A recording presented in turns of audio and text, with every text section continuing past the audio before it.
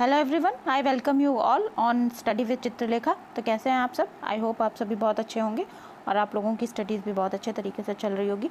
Dear friends, आज की class में हम लोग करंट अफेयर्स करने वाले हैं, जो कि 20 अप्रैल से 30 अप्रैल तक का करंट अफेयर्स, टोटल 10 डेज़ का करंट अफेयर बच रहा था अप्रैल मंथ के वीडियो में। तो आज हम लोग उसको करने वाले हैं। इससे पहले के वीडियोज़ अगर आप लोगों ने नहीं देखे हैं तो वो प्लेलिस्ट में पड़े हुए हैं, आप लोग वहाँ पे जाकर देख सकते हैं। Otherwise I will give you the link in the description box also. तो आप लोग इससे पहले के क्वेश्चन आंसर, जो कि करंट अफेयर्स के क्वेश्चन आंसर के फॉर्म में है, आप लोग जाकर के देख लीजिएगा। तो आने वाले एग्जाम्स के लिए करंट अफेयर्स आप लोगों का कंप्लीट हो जाएगा। दोस्तों, अगर आप चैनल पर पहली बार आए हैं तो चैनल को सब्सक्राइब कर लीजिए, बेल आइकन प्रेस कर दीजिए और वीडियो को लाइक और शेयर करिए, जिससे कि वीडियो आगे ज़्यादा से ज़्यादा आप लोग देख सकें। तो चलिए बिना रुके हुए हम लोग आज की क्लास को शुरू करते हैं। तो आज का जो पहला क्वेश्चन है वो है, वर्ल्ड ऑफ स्टैटिस्टिक्स की सर्वाधिक आपराधिक देशों की रैंकिंग में पहला स्थान अर्थात शीर्ष स्थान जो है किसको मिला है? तो जो ऑप्शंस हैं वो हैं अफगानिस्तान, वेनेजुएला, भारत या फिर अमेरिका। तो जो करेक्ट ऑप्शन है वो है वेनेजुएला। वेनेजुएला को वर्ल्ड ऑफ स्टैटिस्टिक्स ने जो रिपोर्ट लॉन्च करी है उसमें पहला स्थान मिला है। अब हम इसका एक्सप्लेनेशन देख लेते हैं कि पहले स्थान पर तो वेनेजुएला है, दूसरे स्थान पर कौन है? दूसरे स्थान पर पापुआ न्यू गिनी है और तीसरे स्थान पर अफगानिस्तान है, दक्षिण अफ्रीका चौथे स्थान पर और होंडुरास जो है 5वें स्थान पर है। और भारत की जो रैंकिंग है, ये बात भी हम लोग ध्यान रखेंगे कि भारत 77वें नंबर पर है और यूएसए की जो रैंकिंग है वो 55 है, ठीक है। और यूके का जो रैंक है वो 65 है, जबकि सबसे कम अपराध जहां पर होते हैं वो देश है जापान।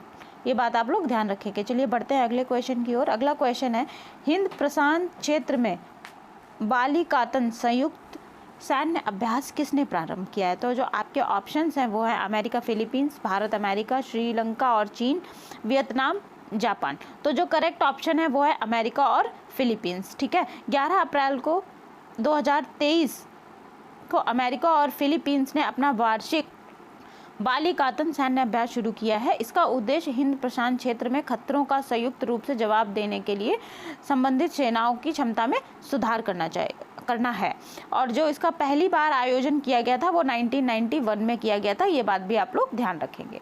अगला क्वेश्चन है, ओपेक देशों ने तेल उत्पादन में कटौती की थी। ओपेक की स्थापना कब हुई थी ये हमें बताना है। तो जो करेक्ट जो ऑप्शंस हैं वो हैं 1945, 1950, 1955 या फिर 1960। जो करेक्ट ऑप्शन है वो है 1960। वर्ष 1960 में ओपेक की स्थापना हुई थी और उसके सहयोगियों, जिन्हें संयुक्त रूप से ओपेक प्लस के रूप में जाना जाता है, ने बाजार में स्थिरता का समर्थन करने के लिए अपने तेल उत्पादन में 1.16 मिलियन बैरल प्रतिदिन की कमी की घोषणा की है, ठीक है। अगला क्वेश्चन देखते हैं, बच्चों के लिए ऑक्सफोर्ड की मलेरिया वैक्सीन को मंजूरी देने वाला पहला देश कौन सा है? दक्षिण अफ्रीका, केन्या, घाना या फिर मलेशिया। तो जो करेक्ट ऑप्शन है वो है घाना। घाना ने ऑक्सफोर्ड की मलेरिया वैक्सीन जो है उसको सबसे प्रथम देश के रूप में मंजूरी दी है। अब हम इसका एक्सप्लेनेशन देख लेते हैं। घाना यूनिवर्सिटी ऑफ ऑक्सफोर्ड के वैज्ञानिकों द्वारा विकसित एक उच्च दक्षता वाला मलेरिया टीका को मंजूरी देने वाला पहला देश बन गया है। इस टीके का नाम जो है R21 या फिर मैट्रिक्स M है, जो कि विश्व स्वास्थ्य संगठन के 75% दक्षता लक्ष्य से भी अधिक है, जो मलेरिया से लड़ाई में एक अति महत्वपूर्ण उपलब्धि है। अगले क्वेश्चन की तरफ बढ़ेंगे। क्वेश्चन नंबर 5 देखने वाले हैं। वैश्विक बौद्ध बैठक 2023 का आयोजन कहाँ किया गया है? थाईलैंड, श्रीलंका, चीन या फिर भारत।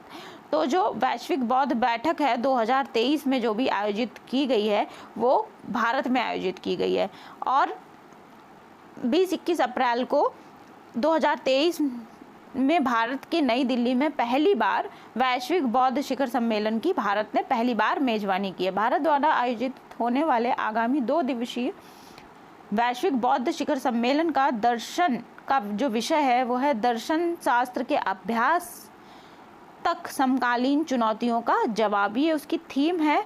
तो ये भी आप लोग ध्यान में रखेंगे। अगला क्वेश्चन देखेंगे। क्वेश्चन नंबर 6 कह रहा है, बृहस्पति और उसके ग्रह उपग्रहों का अध्ययन करने के लिए जूस जूस मिशन जो है किसने प्रारंभ किया है? यूरोपीय अंतरिक्ष एजेंसी ने, नासा ने, इसरो ने या फिर जैक्सा ने? तो जो यूरोपीय अंतरिक्ष एजेंसी है उसने जूस मिशन शुरू किया है। अब हम देखते हैं कि इसके बारे में इसका एक्सप्लेनेशन देखते हैं। 14 अप्रैल 2023 को यूरोपीय अंतरिक्ष एजेंसी ने बृहस्पति और उसके बर्फीले चंद्रमाओं अर्थात गैनीमेड, कैलिस्टो तथा यूरोपा की जानकारी प्राप्त करने के लिए जुपिटर आईसी मून एक्सप्लोरर, ये इसकी फुल फॉर्म है, ये आप लोग ध्यान रखेंगे, Jupiter IC moon explorer juice mission की शुरुआत की है। इसे एरियन 5 लॉन्चर के जरिए फ्रेंच गुआना से लॉन्च किया गया है। यह मिशन 2034 तक जो है गैनीमेड जो इसका बृहस्पति का चंद्रमा है उसकी कक्षा में प्रवेश करेगा। अगला क्वेश्चन देखते हैं। एडीआर रिपोर्ट के अनुसार भारत में सबसे धनी मुख्यमंत्री कौन है? तो जो ऑप्शंस हैं ममता बनर्जी, जगनमोहन रेड्डी, पेमा खांडू या फिर केसी राव। जो करेक्ट ऑप्शन है वो है Jaganmohan Reddy. Jaganmohan Reddy C option correct option है। एडीआर की रिपोर्ट के अनुसार भारत के सबसे धनी मुख्यमंत्री आंध्र प्रदेश के सीएम वाईएस जगनमोहन रेड्डी हैं। इनकी संपत्ति 510 करोड़ है। एसोसिएशन या डेमोक्रेटिक रिफॉर्म्स एडीआर की जो रिपोर्ट है उसके अनुसार 30 मुख्यमंत्रियों में से 29 जो हैं करोड़पति हैं, 97 अर्थात करोड़पति हैं। ठीक है, अगले क्वेश्चन की तरफ बढ़ते हैं। कृषि ड्रोन सब्सिडी प्राप्त करने वाली पहली भारतीय ड्रोन कंपनी कौन सी है? गरुड़ एरोस्पेस, जनरल एरोनॉटिक्स, प्राइम यूएवी या फिर स्काईक्राफ्ट एरोस्पेस। तो जो करेक्ट ऑप्शन है वो है Garuda Aerospace. Make in India startup Chennai स्थित गरुड़ एरोस्पेस कृषि ड्रोन बनाने के लिए सब्सिडी प्राप्त करने वाली भारत की प्रथम कंपनी बन गई है। यह सब्सिडी भारत के ड्रोन उद्योग के विकास का समर्थन करने के लिए भारत सरकार द्वारा शुरू की गई पहलों में से एक है। अगले क्वेश्चन की तरफ बढ़ेंगे। अगला क्वेश्चन है, अखिल भारतीय प्रबंधन संघ जिसे हम आईमा कहते हैं ने business leader of the decade का पुरस्कार किसको दिया है? टीवी नरेंद्रन, कुमार मंगलम बिरला, राहुल कंवल या फिर संजीव बजाज। तो जो करेक्ट ऑप्शन है वो है कुमार मंगलम बिरला। अखिल भारतीय प्रबंधन जिसे हम आईमा बोल रहे हैं ने business leader of the decade पुरस्कार से कुमार मंगलम बिरला को सम्मानित किया है। अगला प्रश्न है, भारत के विभिन्न भागों में वसंत फल उत्सवों के रूप में कौन सा त्यौहार मनाया जाता है? कौन से त्यौहार मनाए जाते हैं? तो जो ऑप्शंस हैं बैसाखी है, पोइला बैसाख, रोगाली बिहू या फिर उपयुक्त सभी। तो जो करेक्ट ऑप्शन है वो है उपयुक्त सभी। बैसाखी, पोइला बैसाख, रोगाली बिहू ये सभी बसंत फसल उत्सव हैं, अर्थात जब फसल की कटाई होती है तो ये सारे त्यौहार भारत में मनाए जाते हैं। अब हम देख लेते हैं कि कौन सा त्यौहार कहाँ कहाँ मनाया जाता है। जो बिहू है वो असम में मनाया जाता है, पंजाब में लोहड़ी होती है और बैसाखी होती है। बैसाखी गर्मी के मौसम में होती है और लोहड़ी सर्दियों के मौसम में होती है, जब गेहूं की कटाई हो रही होती है, धान की कटाई हो चुकी होती है, उस समय लोहड़ी मनाई जाती है। ठीक है, और केरल में विशु और तमिलनाडु में पुथुंडू नामक त्यौहार का आयोजन किया जाता है। ये बात आप लोग ध्यान रखेंगे। क्वेश्चन नंबर 11 देखते हैं। फेडरल एविएशन एडमिनिस्ट्रेशन FAA के द्वारा ने भारत के विमानन सुरक्षा निरीक्षण को कौन सा दर्जा दिया है? कैटेगरी 1, श्रेणी 1, श्रेणी 2, श्रेणी 3 या फिर श्रेणी 4। ठीक है, तो जो करेक्ट ऑप्शन है वो है श्रेणी 1।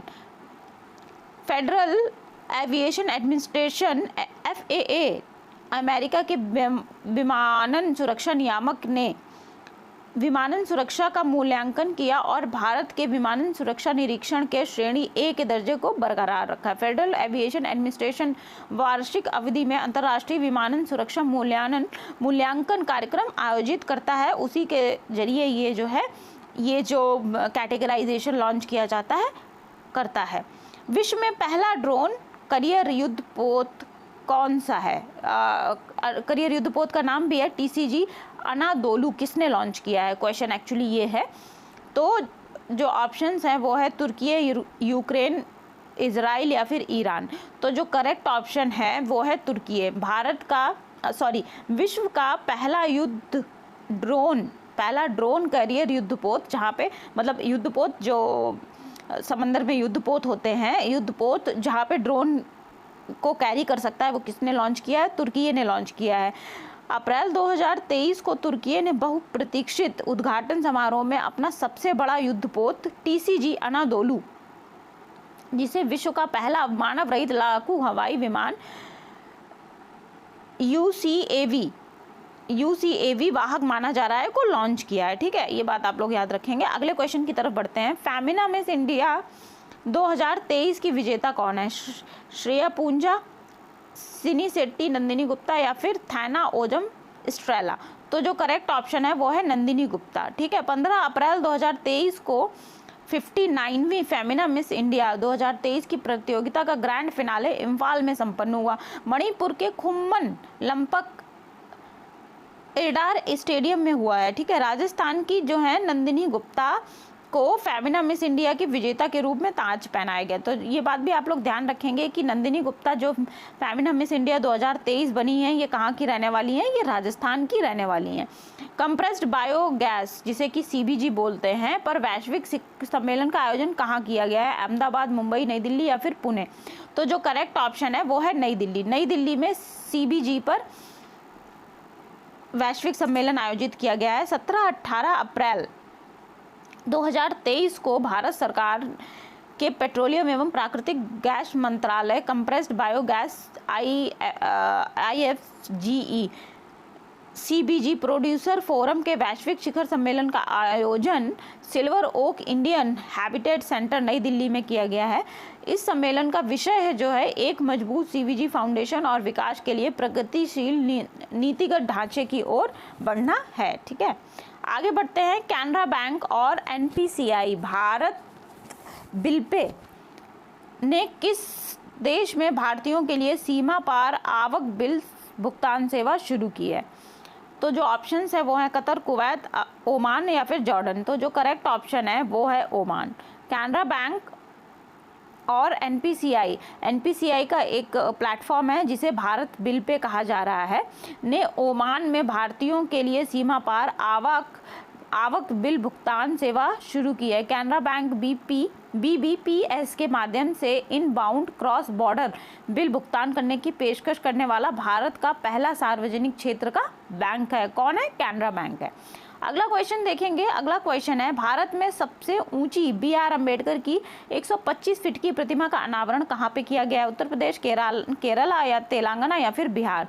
तो जो करेक्ट ऑप्शन है वो है तेलंगाना। तेलंगाना के जो मुख्यमंत्री हैं चंद्रशेखर राव, इन्होंने हुसैन सागर झील कहाँ पड़ती है? तेलंगाना में पड़ती है। ये आप लोग ध्यान रखेंगे। झील के किनारे डॉक्टर BR अम्बेडकर की 125 फीट ऊंची कांस्य प्रतिमा का अनावरण किया है और बाबा साहब अम्बेडकर के नाम से एक पुरस्कार की भी घोषणा की है जो कि तेलंगाना सरकार के द्वारा अब दिया जाएगा। अगले क्वेश्चन की तरफ बढ़ते हैं। भौगोलिक संकेतक प्राप्त कम्बम अंगूर, ठीक है, कम्बम ये अंगूर की एक प्रजाति है, का संबंध किस राज्य से है? कर्नाटक, गोवा, महाराष्ट्र या फिर तमिलनाडु। तो जो कम्बम अंगूर है वो तमिलनाडु से संबंधित है जिसे GI टैग दिया गया है।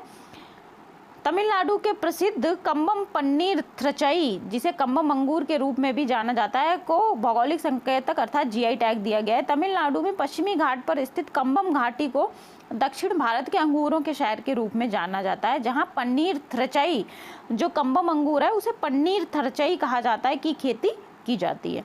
अगला प्रश्न देखते हैं। क्वेश्चन नंबर 18 है, कजाकिस्तान के अस्ताना में आयोजित एशियाई कुश्ती चैंपियन 2023 में भारत पदक तालिका में कौन से स्थान पर रहा है? तो जो ऑप्शंस है पांचवा, सातवां, छठा या फिर आठवां। तो जो करेक्ट ऑप्शन है सातवां। ठीक है, भारत ने 7वें स्थान पर है पदक जीतने के मामले में। एशियाई कुश्ती चैंपियनशिप 2023 में भारत के पहलवानों ने 1 स्वर्ण, 3 रजत और 10 कांस्य पदक जीते। कुल एवं पदक तालिका में कुल 14 पदक इन्होंने जीते हैं और 7वां स्थान प्राप्त किया है। अगला क्वेश्चन देखते हैं। क्वेश्चन नंबर 19 है, केंद्रीय मंत्री पुरुषोत्तम दास रूपाला ने पशुओं को महामारी से बचाने के लिए कौन सी पहल शुरू की है? ठीक है, तो जो ऑप्शंस हैं वो है पशु महामारी तैयारी पहल, animal health system support for one health. तो जो और तीसरा ऑप्शन जो है A और B दोनों, या फिर D ऑप्शन, इनमें से कोई नहीं। जो करेक्ट ऑप्शन है वो है A और B दोनों। ये बात आप लोग ध्यान रखेंगे। और जो ये योजना है वो कब शुरू की गई है? 14 अप्रैल 2023 को शुरू की गई है। और जो पुरुषोत्तम दास रूपाला हैं, ये मत्स्य पालन और पशुपालन डेयरी विभाग के केंद्रीय मंत्री हैं। ठीक है, ये बात आप लोग ध्यान रखेंगे। अगला क्वेश्चन देखते हैं, मुख्यमंत्री आदिवासी परब सम्मान निधि योजना कहाँ शुरू की गई है? तो जो ऑप्शंस है वो है झारखंड, बिहार, उड़ीसा या फिर छत्तीसगढ़। तो जो करेक्ट ऑप्शन है वो है Chhattisgarh.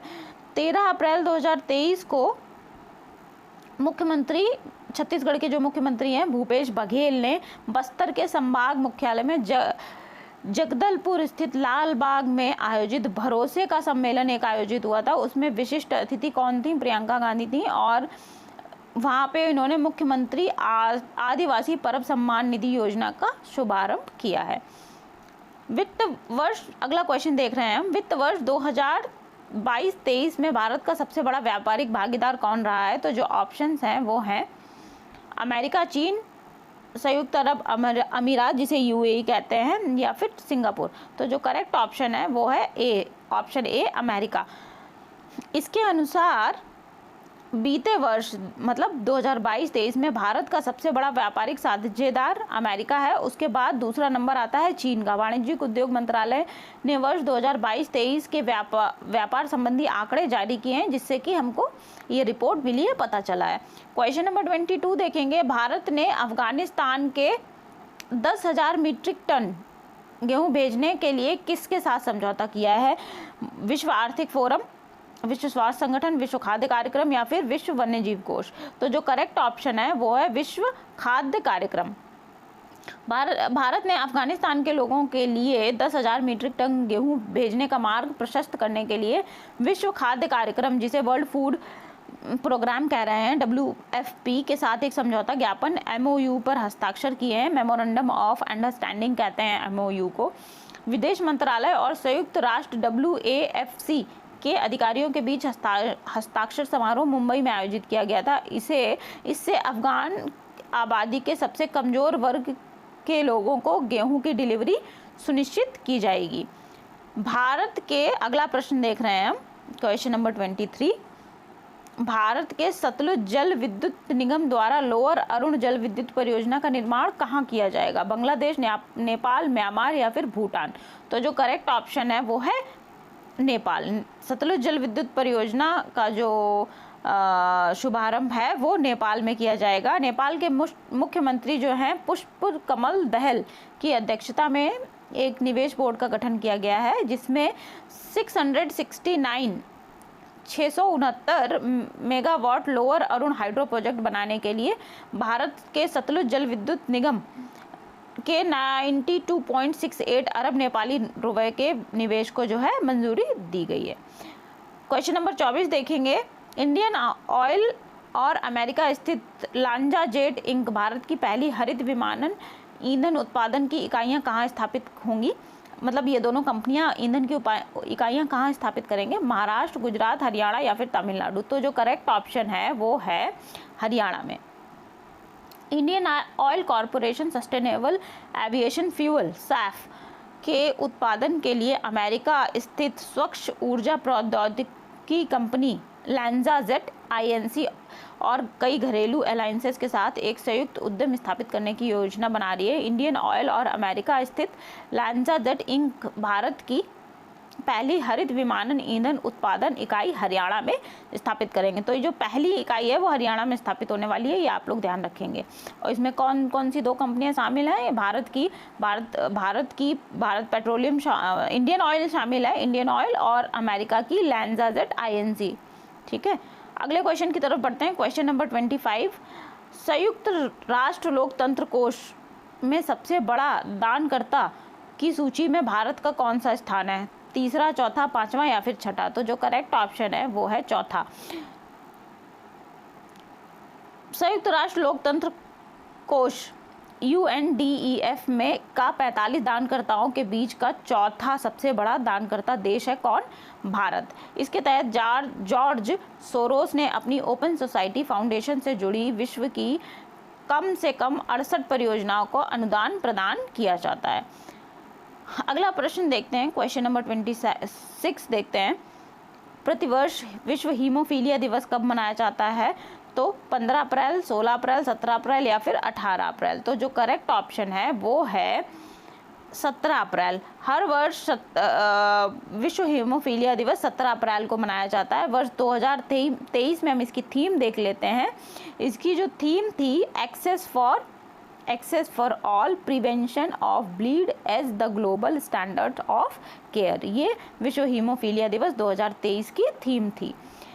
The great bank robbery, ये किताब है NPS scam and the future of regulation. पुस्तक के लेखक कौन है? पीयूष बोबले, नंदिनी दास, बी पट्टाभिराम या फिर डॉक्टर MA हसन। तो जो करेक्ट ऑप्शन है वो है ऑप्शन है वी पट्टाभिराम।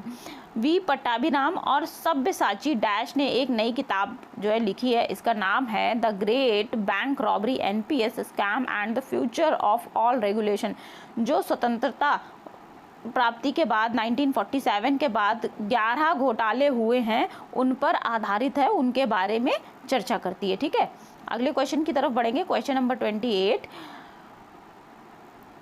आईपीएल में सबसे तेज 100 विकेट लेने वाला खिलाड़ी कौन बना है? भुवनेश्वर कुमार, लसिथ मलिंगा, कसिगो रबाड़ा, राशिद खान। तो जो करेक्ट ऑप्शन है वो है कसिगो रबाड़ा।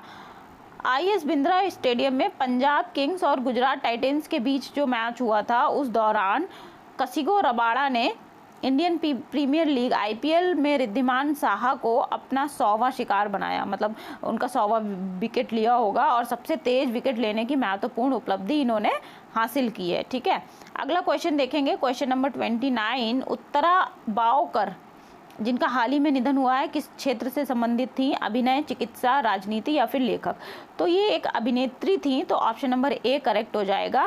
प्रसिद्ध अभिनेत्री और थिएटर कलाकार उत्तरा बाओकारा का 79 वर्ष की उम्र में निधन हो गया। ये एक हॉस्पिटल में एडमिट थी और लंबी बीमारी के बाद इनका निधन हुआ है। अगला प्रश्न देखते हैं, प्रश्न नंबर 3, हाल ही में किस देश ने अपना पहला पृथ्वी अवलोकन उपग्रह टाइफा 1 को लॉन्च किया है? केन्या, अमेरिका, दक्षिण अफ्रीका या फिर कनाडा। तो जो करेक्ट ऑप्शन है वो है केन्या। केन्या ने 15 अप्रैल 2023 को केन्या के एलोन मस्क की रॉकेट कंपनी स्पेस एक्स के रॉकेट पर कैलिफोर्निया के बेंडनबर्ग से अपना पहला operation earth observation satellite Taifa 1 launch किया है। स्पेस एक्स राइड शेयर कार्यक्रम के तहत रॉकेट लॉन्च में तुर्की सहित अन्य 50 देशों के पेलोड भी एक साथ लॉन्च किए गए थे। ठीक है, क्वेश्चन नंबर 31 देखेंगे। हर साल विश्व विरासत दिवस कब मनाया जाता है? 16 अप्रैल, 17 अप्रैल, 18 अप्रैल या फिर 19 अप्रैल। तो जो करेक्ट ऑप्शन है वो है 18 अप्रैल। हर वर्ष 18 अप्रैल को विश्व विरासत दिवस मनाया जाता है। इस दिन स्मारकों और अंतर्राष्ट्रीय दिवस के नाम से भी जाना जाता है। विश्व हेरिटेज चेंजेस जो है इसकी थीम है। इसको विश्व हेरिटेज चेंजेस की थीम के अंतर्गत मनाया जाता है। क्वेश्चन नंबर 32 देखेंगे। DRDO ने उद्योग एकेडमी उत्कृष्टता केंद्र कहाँ स्थापित किया है? IIT दिल्ली, खड़गपुर, मुंबई, हैदराबाद। तो जो करेक्ट ऑप्शन है वो है IIT हैदराबाद। रक्षा अनुसंधान और विकास संगठन जिसे हम DRDO कहते हैं, उद्योग एकेडमी उत्कृष्टता केंद्र DIACOE का उद्घाटन भारतीय प्रौद्योगिकी संस्थान हैदराबाद में किया है। DRDO के अध्यक्ष जो हैं CV कामत हैं। ये बात आप लोग ध्यान रखेंगे कि DRDO के जो वर्तमान अध्यक्ष हैं वो कौन है? CV कामत हैं। इन्होंने तेलंगाना में IIT हैदराबाद परिसर में इस सुविधा का उद्घाटन किया है। क्वेश्चन नंबर 33 देखेंगे। मैल्कम आदि शेषिया पुरस्कार 2023 किसे प्रदान किया जाएगा? उत्साह पटनायक, कुमार मंगलम बिरला, प्रभात पटनायक या फिर नवीन जिंदल। तो जो करेक्ट ऑप्शन है वो है उत्साह पटनायक। चेन्नई के मैल्कम एंड एलिजाबेथ आदि शेषिया ट्रस्ट के द्वारा प्रतिवर्ष दिया जाने वाला प्रतिष्ठित राष्ट्रीय मैल्कम आदि शेषिया पुरस्कार जो 2023 के लिए राष्ट्रीय और अंतर्राष्ट्रीय ख्याति के जो प्रसिद्ध अर्थशास्त्री हैं इनको चुना गया है, जिनका नाम है उत्साह पटनायक। ठीक है, और पिछली बार 2022 में जिनको ये पुरस्कार मिला था उनका नाम था प्रभात पटनायक। ये बात भी आप लोग ध्यान रखेंगे। क्वेश्चन नंबर 34 देखने वाले हैं हम। बायोपिक है एक जिसका नाम है 800। ये किसके जीवन से प्रेरित है, किसके जीवन पर बन रही है? तो जो आपके ऑप्शंस हैं मुरलीधरन मुथैया, शेनवॉर्न, अनिल कुंबले या फिर बेटली। तो जो करेक्ट ऑप्शन है वो मुरलीधरन मुथैया है, ठीक है। और इन पर ये जो बायोपिक बना रहा है, ये कौन बना रहा है? मूवी मोशन पिक्चर्स के द्वारा बायोपिक बनाई जा रही है और इसका भी हाल ही में पोस्टर लॉन्च हुआ है। ये मुरलीधरन मुथैया जो है श्रीलंका के क्रिकेटर हैं और एक ये स्पिनर हैं, ठीक है। आगे बढ़ते हैं, क्वेश्चन नंबर 35 देखेंगे। हाल ही में चर्चा में रहा उत्तर मेरू अभिलेख कहाँ स्थित है? तमिलनाडु, केरल, आंध्र प्रदेश या फिर ओडिशा। जो करेक्ट ऑप्शन है वो है उत्तर मेरू अभिलेख कहाँ स्थित है? तमिलनाडु में स्थित है। प्रधानमंत्री ने भारत के लोकतांत्रिक इतिहास की चर्चा करते हुए तमिलनाडु के कांचीपुरम में 1100 वर्ष पुराने उत्तर मेरू शिलालेख का उल्लेख किया है। यह शिलालेख जो है किसने बनवाया था? चोल राजा परांतक प्रथम 907 से 953 ईस्वी तक जिन्होंने राज किया हुआ चोल शासन पर। शासनकाल में गांव के स्वशासन को बताने वाला या विवरण देने वाला एक अभिलेख है। तो उत्तर मेरू का अभिलेख कहाँ स्थित है? तमिलनाडु में स्थित है। और ये किस प्रशासन के बारे में बताता है? चोल प्रशासन के बारे में बताता है। इसको बनवाया गया था किसके द्वारा? चोल राजा परांतक के द्वारा बनवाया गया था, ठीक है। चलिए आगे देखते हैं, आगे बढ़ते हैं। अगला क्वेश्चन देखेंगे, क्वेश्चन नंबर 36। क्वेश्चन नंबर 36 पूछ रहा है तेल जट्टी विकास परियोजना कहाँ शुरू हुई है? गुजरात, कर्नाटक, गोवा या फिर केरल। तो जो करेक्ट ऑप्शन है वो है गुजरात। तेल जट्टी विकास परियोजना की शुरुआत जो है गुजरात में की गई है। इस परियोजना को विकसित करने के लिए जो अनुमानित लागत है वो 123.4 करोड़ रुपए की होगी और 17 अप्रैल को पीपीपी मॉडल के तहत बिल्ड ऑपरेट एंड ट्रांसफ़र के आधार पर दीनदयाल पोर्ट जिसे कांडला, जो कि कांडला में है, वहाँ पे गुजरात में तेल जट्टी विकास परियोजना को मंजूरी दी गई है। अभी शुरू नहीं हुई है लेकिन मंजूरी मिल चुकी है। अगला प्रश्न देखेंगे, क्वेश्चन नंबर 37। भारतीय उद्योग परिसंघ CII द्वारा डिजिटल हेल्थ समिट 2023 का आयोजन कहाँ किया गया? गुजरात, राजस्थान, गोवा या फिर नई दिल्ली। तो जो करेक्ट ऑप्शन है वो है गोवा। गोवा में भारतीय उद्योग परिसंघ ने केंद्रीय स्वास्थ्य और परिवार कल्याण मंत्रालय के सहयोग से डिजिटल हेल्थ समिट 2023 का आयोजन किया है और इसका जो मुख्य विषय है, एक साथ एक स्वास्थ्य का निर्माण, स्वास्थ्य समानता में सुधार, ये इसकी थीम है, विषय है। अगला क्वेश्चन देखते हैं, क्वेश्चन नंबर 38। विज्ञान और प्रौद्योगिकी मंत्री डॉक्टर जितेंद्र सिंह ने युवा स्टार्टअप की पहचान करने के लिए युवा पोर्टल का शुभारंभ कहाँ किया है? मुंबई, नई दिल्ली, पुणे या फिर कोलकाता में। तो युवा पोर्टल का शुभारंभ नई दिल्ली में किया गया है और किन्होंने किया है? विज्ञान और प्रौद्योगिकी मंत्री डॉक्टर जितेंद्र सिंह ने किया है, ठीक है। अगला क्वेश्चन देखते हैं, थावे महोत्सव का आयोजन कहाँ किया गया है? छत्तीसगढ़, उड़ीसा, झारखंड या फिर बिहार।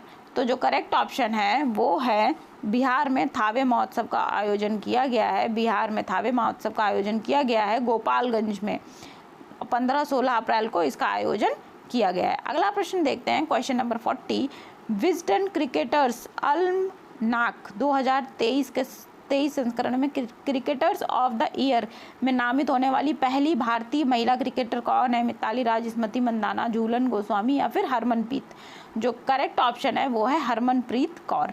17 अप्रैल को 2023 को विजडन क्रिकेटर्स अल्मनाक 2023 के संस्करण में 5 Wisden cricketers of the year की घोषणा की गई, जिनमें से भारत से नामित होने वाली पहली महिला भारतीय क्रिकेटर कौन बनी है? हरमनप्रीत बनी है। क्वेश्चन नंबर 41 देखेंगे हम लोग। भारत की महर्षि पहल किससे संबंधित है? मक्का, गेहूं, चावल या फिर बाजरा। तो जो करेक्ट ऑप्शन है वो है बाजरा। महर्षि पहल का जो उद्देश्य है 2023 और उसके बाद अंतर्राष्ट्रीय वर्षों के दौरान बाजरा और अन्य प्राचीन अनाजों के बारे में अनुसंधान सहयोग को आगे बढ़ाना है और जागरूकता पैदा करना है। इस बैठक की थीम जो थी वो है स्वस्थ लोगों और पृथ्वी के लिए टिकाऊ कृषि और खाद्य प्रणाली। आगे चलते हैं, अगला प्रश्न है क्वेश्चन नंबर 42। वर्ल्ड लाइन की भारत डिजिटल भुगतान वार्षिक रिपोर्ट 2022 के अनुसार सर्वाधिक पसंदीदा भुगतान ऐप कौन सा है? गूगल पे, फ़ोन पे, पेटीएम या फिर अमेज़न पे। तो जो करेक्ट ऑप्शन है वो है फ़ोन पे। फ़ोन पे जो है सबसे ज़्यादा पसंदीदा भुगतान ऐप है, ठीक है। अगला क्वेश्चन देखेंगे, किसान अभियान संपर्क का आयोजन कहाँ किया गया? हरियाणा, जम्मू कश्मीर, राजस्थान या फिर पंजाब? तो जो करेक्ट ऑप्शन है वो है जम्मू कश्मीर। जम्मू कश्मीर में किसान अभियान संपर्क का आयोजन किया गया है।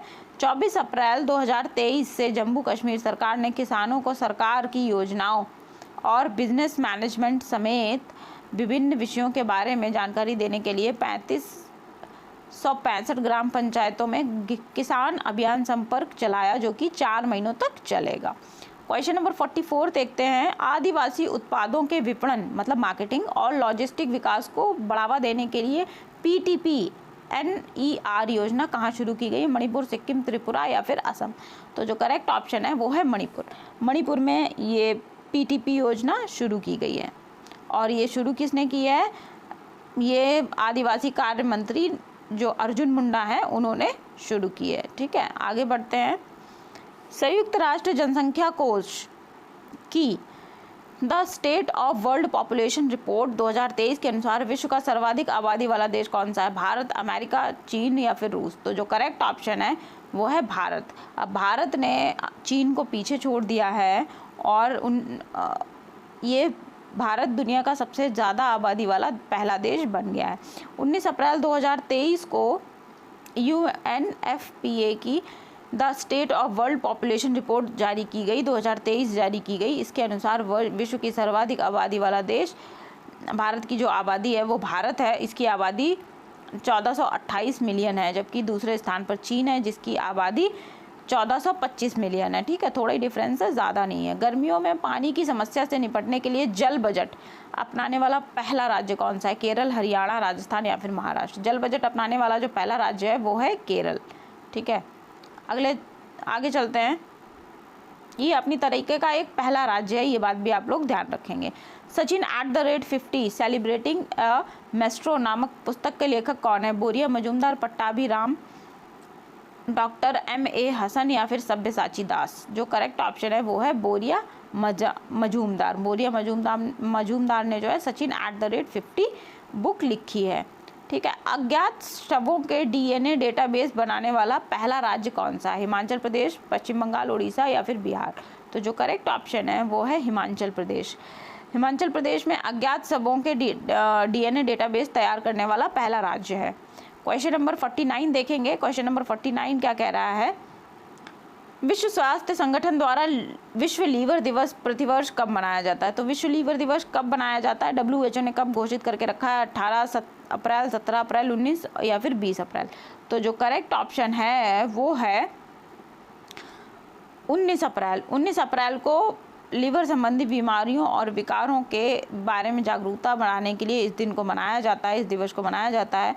वर्ष 2023 की जो थीम है वो है सतर्क रहें, नियमित लीवर चेकअप करें। फैटी लीवर को किसी को भी प्रभावित कर सकता है और इसकी स्थापना जो है WHO द्वारा की गई थी। और WHO द्वारा पहली बार वर्ल्ड लिवर डे कब मनाया गया था? 19 अप्रैल 2012 को मनाया गया था। ठीक है डियर फ्रेंड्स, आज की क्लास में हमने ये 49 क्वेश्चंस किए हैं जो कि अप्रैल मंथ का ऑलमोस्ट 20 तारीख से 30 तारीख तक का करंट अफेयर्स कवर करता है। आई होप ये क्लास आप लोगों को पसंद आई होगी। तो डियर फ्रेंड्स, चैनल को बिना सब्सक्राइब किए चैनल से मत जाइएगा, बेल आइकन प्रेस कर दीजिएगा जिससे कि आने वाले सभी वीडियोस की जानकारी आपको मिल जाएगी। वीडियो पसंद आएगा तो लाइक करिएगा, दोस्तों के साथ शेयर करिएगा और अपनी राय मुझे कमेंट सेक्शन में ज़रूर बताइएगा।